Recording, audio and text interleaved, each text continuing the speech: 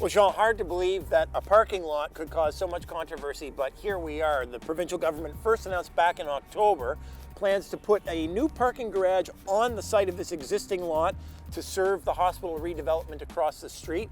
And things seem to go along fine enough, but more recently, a lot of public concern about that plan.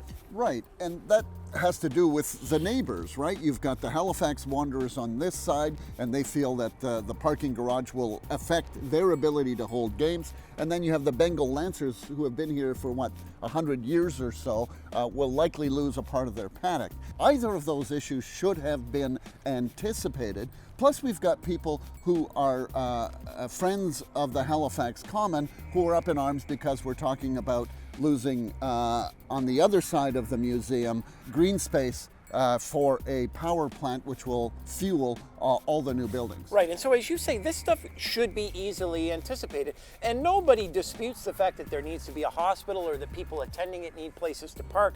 But what we do have here is an example of what happens when the public doesn't feel like it's brought into things soon enough. Now, whose fault that is up for dispute. Is it the province's fault for not consulting with the neighbors, or the city's fault for not consulting with the neighbors, or the city and the province's fault for not communicating well enough with one another? That's not quite clear, and depending on whom you ask, you get a different answer. But it doesn't change the fact that a project that should mostly inspire good feelings has some pretty sour feelings right now. And the idea, or the challenge now, is how do you move beyond this? Because as we heard from John O'Connor, who is the bureaucrat in charge of moving this project along, they have to build this parking garage first before any of the other work can move along. And so if the province and the city get into some protracted fight, or the friends of the Halifax Common, who I've been told have consulted with a lawyer, get involved in this, then that slows the whole project down, and where we go from there is unclear.